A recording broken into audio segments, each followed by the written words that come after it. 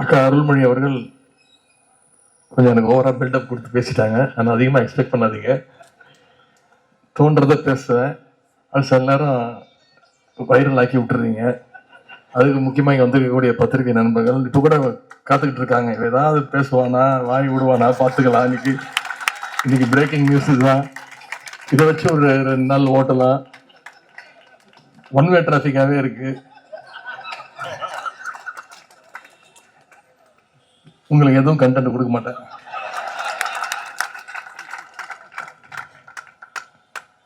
அதுவும் அக்காவே சொல்லிட்டாங்க 2 நாளுக்கு முன்பு கிட்டத்தட்ட 40 நிமிஷம் 9 மணிக்கு பேச ஆரம்பிச்சு 9:45 வரைக்கும் பேசினாப்புல அப்படின்னு. நீங்க பயந்துடக்கூடாது. இன்னைக்கு 9 மணி வரைக்கும் பேசுவானா? அப்படியே 40 நிமிஷம் பேசுறதுனாலையும் நேற்று பல நிகழ்ச்சிகள் சிவகங்கை மாவட்டத்தில் அதே மாதிரி பேசுறதாலும் இன்னைக்கு குரல் சரியில்லாம இன்னைக்கு நீங்கெல்லாம் தப்பிச்சிருக்கீங்க. திமுக 75, டிஎம்கே 75 அப்படின்ற இந்த அறிவு திருவிழாவுடைய நிறைவு நிகழ்ச்சி. அதான் சிறப்புரைன்னு போடும்போதே மாத்தினேன். சிறப்புரையெல்லாம் வேணாங்க, நிறைவுரைன்னு போடுங்க. எல்லாம் முடிச்சு வீட்டுக்கு போகணும். ஞாயிற்றுக்கிழமை 7 நாட்கள் 2 நாட்கள் அரங்கத்துக்குள்ள நடந்த நிகழ்ச்சி. கிட்டத்தட்ட 10 அமர்வு, 44 சிறந்த பேச்சாளர்கள். அதுக்கு பிறகு இங்க கிட்டத்தட்ட 1 வாரம். எனக்கு தெரிஞ்சு இந்த மாதிரி ஒரு சிறப்பான நிகழ்ச்சி வள்ளுவர் கோட்டத்தில் இதுவரைக்கும் நடந்ததில்லை. ஆனால் என்னுடைய விருப்பம் இனிமேல் அடிக்கடி நடக்க வேண்டும். நம்முடைய முதலமைச்சர் கழக தலைவர் அவர்கள் இந்த அறிவு திருவிழாவுக்கு அனுமதி அளித்து இளைஞர் அன்னைக்கு இப்படி ஒரு வாய்ப்பு கொடுத்து அந்த நிகழ்ச்சியை துவங்கி வச்சாங்க. முதல்ல அவருக்கு என்னுடைய நன்றி நான் தெரிவிச்சு. அதன் பிறகு கருத்தரங்கம், காலத்தின் நிறம் கருப்பு சிவப்புங்கிற அந்த புத்தக வெளியீடு. இப்படி இந்த விழா நடந்திருந்தாலும் இந்த முற்போக்கு புத்தக கண்காட்சி, புத்தக காட்சி இல்லாம இந்த அறிவு திருவிழா ஒரு முழுமை அடைஞ்சிருக்காது. அரசியல் புத்தகங்களை மட்டுமே கொண்ட ஒரு புத்தக காட்சியை இவ்வளவு சிறப்பாக வேறு யாராலும் வெற்றிகரமாக நடத்தியிருக்கவும் முடியாது. இளைஞர் அணியினால் மட்டும்தான் சாத்தியம். அது திமுக இளைஞர் அணியினால் மட்டும்தான் அது சாத்தியம். பொதுவா புத்தக காட்சிக்கு போனீங்கன்னா, நானும் போயிருக்கேன். வருஷம் நடக்கின்ற புத்தக கண்காட்சிக்கு போயிடுவேன். புத்தக காட்சிகள் போய் பார்ப்பேன். அதில் பார்த்தீங்கன்னா நிறைய சமையல் குறிப்புக்கு தனியாக ஒரு டிபார்ட்மெண்ட் வச்சிருப்பாங்க.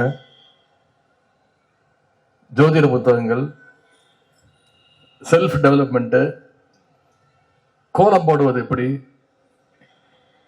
இப்படிதான் நிறைய புத்தகங்கள் இருக்கும். ஆனா நம்முடைய இளைஞரணி நடத்துகின்ற இந்த புத்தக காட்சியில முழுக்க முழுக்க அரசியல் புத்தகங்களை மக்கள் பார்த்து தேடி வந்து பார்த்து படிச்சு வாங்கி படிக்கின்ற நிலைமையை நம்ம உருவாக்கி இருக்கிறோம். இன்னும் பெருமையா சொல்லணும்னா, கடந்த 9 நாட்கள்ல புத்தக காட்சியை பார்வையிட்டவர்களுடைய எண்ணிக்கை 20,000க்கும் மேல. புத்தகங்கள் 35 லட்சம் ரூபாய்க்கு மேல் புத்தகங்கள் இங்க விற்பனையாக இருக்கின்றது. அதுல இன்னொரு சிறப்பு, அதிகமாக விற்ற புத்தகம் காலத்தின் நிறம் கருப்பு சிவப்பு என்ற புத்தகம்.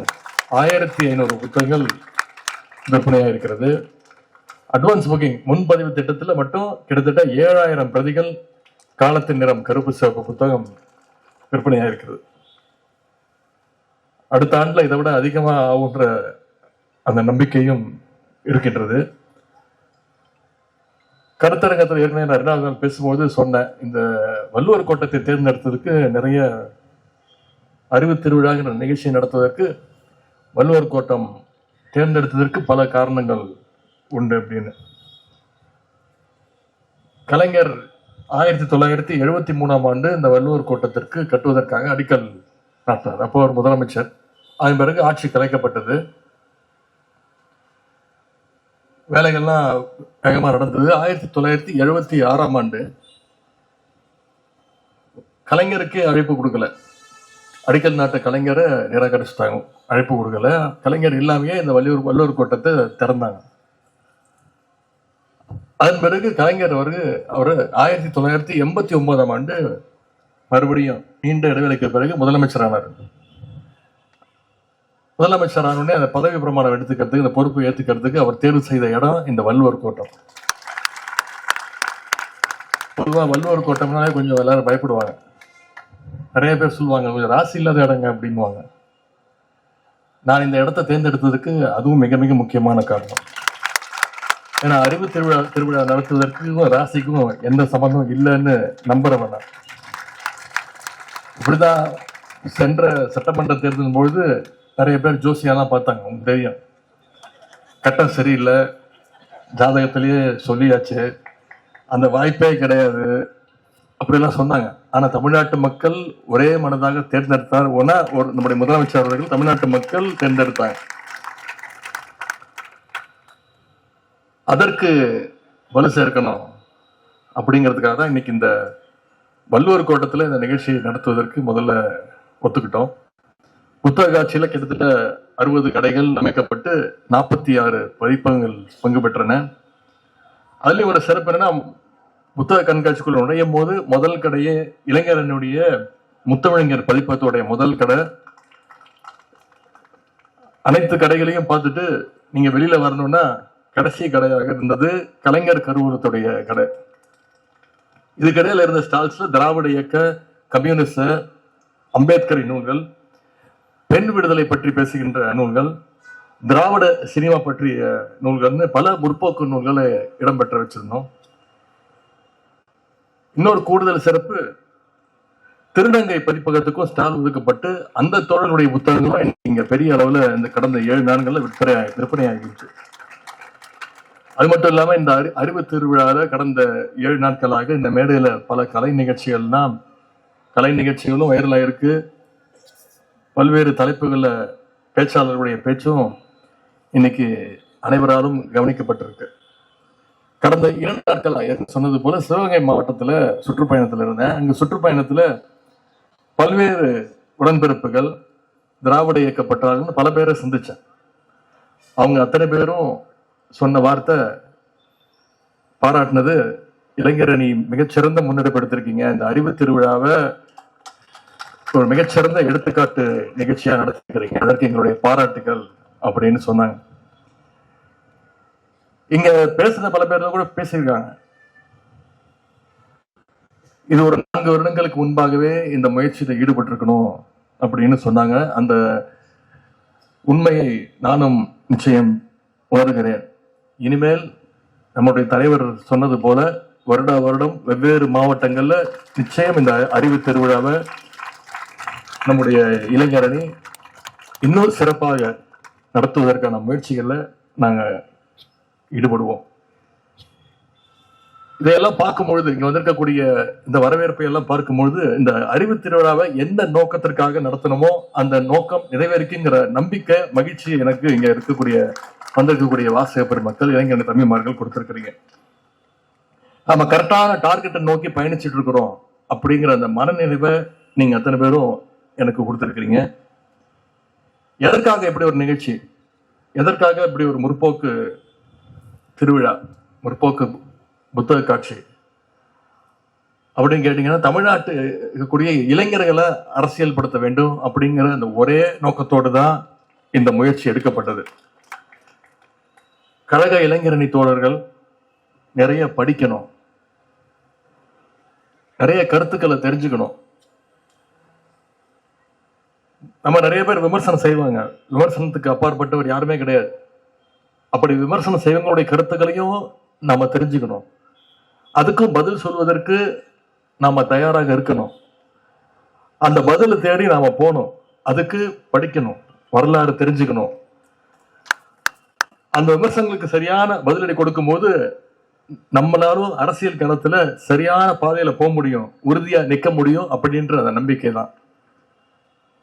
இளைஞர்களுடைய அறிவை வளர்க்கணும், ஆற்றலை பெருக்கணும்னு இவ்வளவு வேலைகளை நாம செஞ்சிட்டு இருக்கிறோம், இவ்வளவு மெனக்கெட்டு இவ்வளவு வேலைகளை செஞ்சிட்டு இருக்கிறோம். ஆனா இன்னைக்கு நாட்டுல பாத்தீங்கன்னா சில பேர் அவங்களுடைய தொண்டர்கள் அறிவாளிகள் இருக்கிறது அவங்களே தலைவர்களே விரும்புறது இல்லை.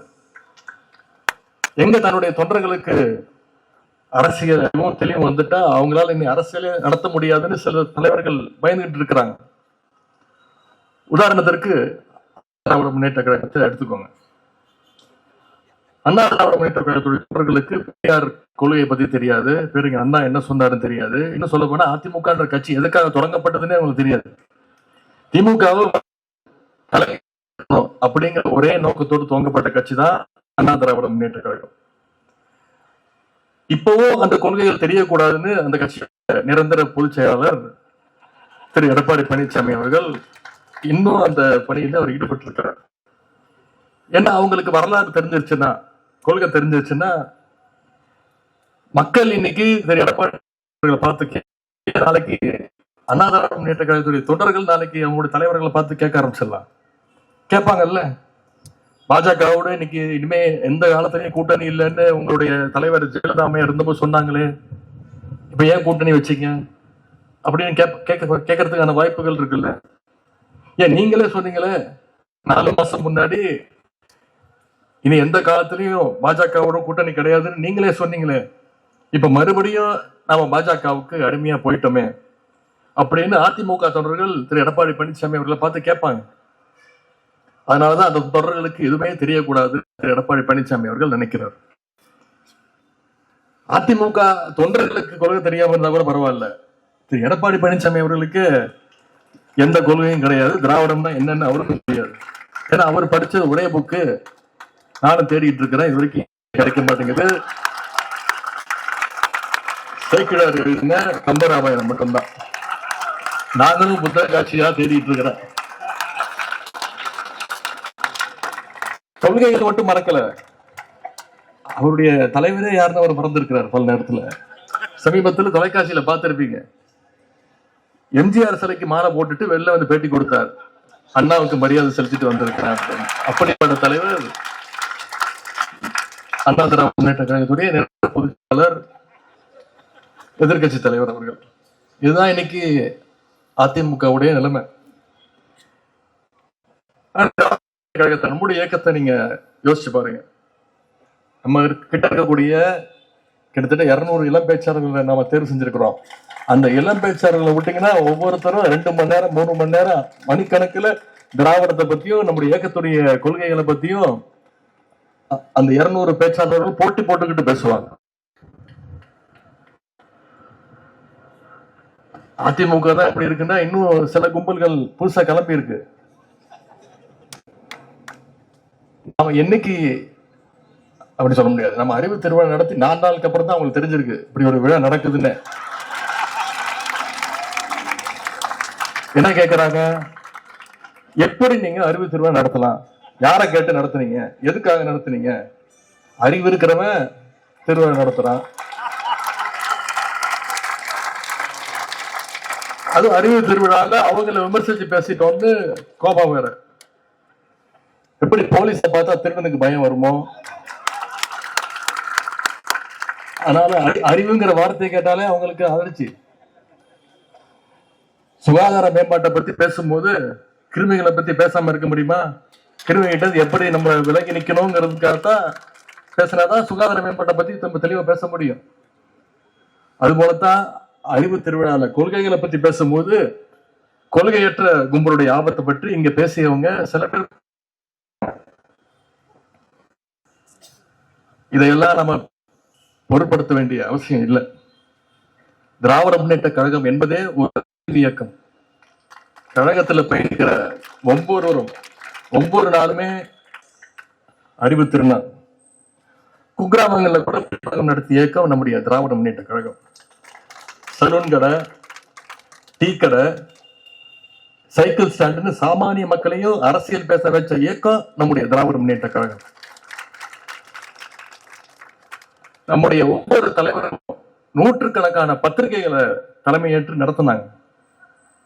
கழக முன்னோடிகள், முன்னாடி இருந்த முன்னோடிகள் சரி, இப்ப இருக்கக்கூடிய அமைச்சர் பெருமக்களா இருந்தாலும் சரி, சாதாரண நிர்வாகிகளா இருந்தாலும் சரி, இன்னைக்கு வரைக்கும் புத்தகங்கள் எழுதிட்டு இருக்கிறாங்க. நம்முடைய கழகத்துடைய மேடைகள் ஒவ்வொன்றும் கொள்கை வகுப்பறைகள்னு சொன்னா அது மிகையாகாது. கழகத்துடைய முதல் தலைமை அலுவலகம் பேர் அண்ணா வச்ச பேருக்கு அறிவகம்.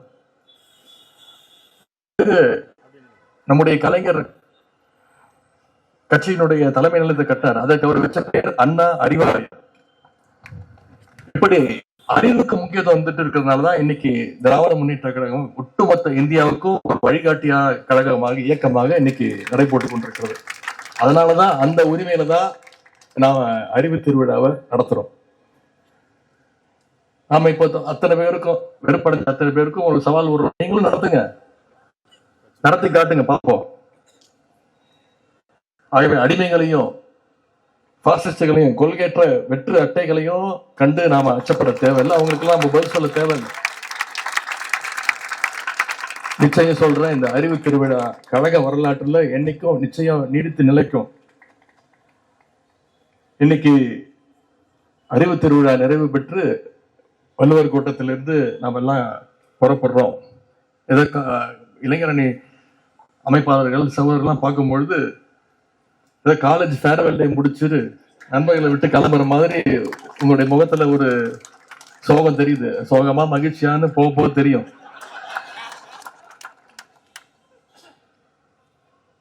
நாம இங்க இருந்து புறப்பட்டு அடுத்த வேலையை பார்க்க போறது இல்லை. அடுத்த வேலை என்னன்னா, அடுத்து வர இருக்கக்கூடிய சட்டமன்ற தேர்தல் வேலையை பார்க்க போறோம். இந்த அறிவு திருவிழாவில் நம்ம பேசின விஷயங்களை, பரிமாறிக்கொண்ட கருத்துக்களை, கேட்ட கருத்துக்களை பட்டி தொட்டிக்கும் நம்ம போய் சேர்க்கணும். அதற்காகத்தான் இந்த அறிவு திருவிழா நடத்தப்பட்டது. தெருமுனை கூட்டங்கள், தலைவர் சொன்ன மாதிரி சின்ன சின்ன யூடியூப் வீடியோஸ், ரீல்ஸ், சோசியல் மீடியான்னு நம்முடைய கருத்துக்களை நம்ம பகிர்ந்துக்கணும். ஏன்னா இன்னைக்கு நாடு மிக மிக முக்கியமான ஒரு காலகட்டத்தில் நம்முடைய நாடு இருக்கின்றது. இவ்வளவு நாட்களா எதிர்கட்சிகளை மிரட்ட இடி, ஐடி, சிபிஐ போன்ற அமைப்புகளை வச்சு பயமுறுத்திட்டு இருந்தாங்க. சில நாட்களுக்கு முன்பு என்ன கூட பயமுறுத்த முயற்சி பண்ணாங்க இடியை வச்சு. அதுக்கெல்லாம் பயப்படுற ஆளா நானு?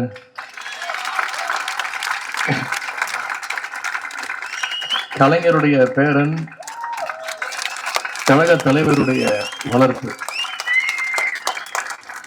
எதிர்கட்சிகளை முடக்க இன்னைக்கு எலெக்ஷன் கமிஷனே அந்த வேலையில் இறங்கி இருக்கு. எஸ்ஐஆர்னு ஒன்று கொண்டு வந்துருக்கிறாங்க, ஸ்பெஷல் இன்டென்சிவ் ரிவிஷன் அப்படின்ற ஒரு திட்டம். தேர்தலையே திருட்டுத்தனமா நடத்துற அளவுக்கு இன்னைக்கு ஒன்றிய அரசு இறங்கி இருக்கிறது. நாம் அத்தனை பேரும் ரொம்ப விழிப்புணர்வோடு இருக்க வேண்டிய காலகட்டம் இது. முதல்ல உங்க ஒவ்வொருத்தருடைய வாக்குகளை நீங்க முதல்ல பாதுகாக்கணும். உங்களை சுத்தி இருக்கக்கூடிய தகுதியான ஒரு வாக்காளர் கூட பட்டியலில் இருந்து நீக்கப்பட்டு விடக்கூடாது. இதுல நம்ம கண்ணும் கருத்துமா இந்த செயலில் நம்ம ஈடுபடணும். அதே மாதிரி போலி வாக்காளர்களை சேர்க்கறதையும் நாம எந்த காலத்திலையும் அனுமதிக்க கூடாது. நம்முடைய தலைவர் அவர்கள் தலைமையிலான மதச்சார்பற்ற முற்போக்கு கூட்டணி 200க்கும் அதிகமான தொகுதிகளை ஜெயிச்சு காட்டணும்னா நாம இந்த பணியில அடுத்த 4 மாதங்கள், அடுத்த 2 மாதங்கள் எஸ்ஐஆர் பணியும் இருக்கு, அடுத்த ஒரு 45 நாட்கள் இருக்கு. அந்த பணியில நாம ரொம்ப கவனமா ஈடுபட வேண்டும். 1967 சட்டமன்ற தேர்தலில் கழகம் முதன்முறையா ஆட்சி பிடிக்கிறதுக்கு அப்போது இருந்த உடன்பிறப்புகள் எவ்வளவு சிறப்பா எப்படி வேலை பார்த்தாங்களோ அதை விட அதிகமா நம்ம வேலை பார்க்கணும், கடினமா நம்ம உழைக்கணும். அடுத்த 4 மாசத்துக்கு வேற எந்த பணியும் நம்முடைய கண்களுக்கு தெரியக்கூடாது. 2026 நாம் வெற்றி பெற்றா அது கழகத்துடைய வெற்றி மட்டும் கிடையாது, அது ஒட்டுமொத்த தமிழ்நாட்டு மக்களுடைய வெற்றி என்பதை மக்களுக்கு நாம புரிய வைக்கணும்.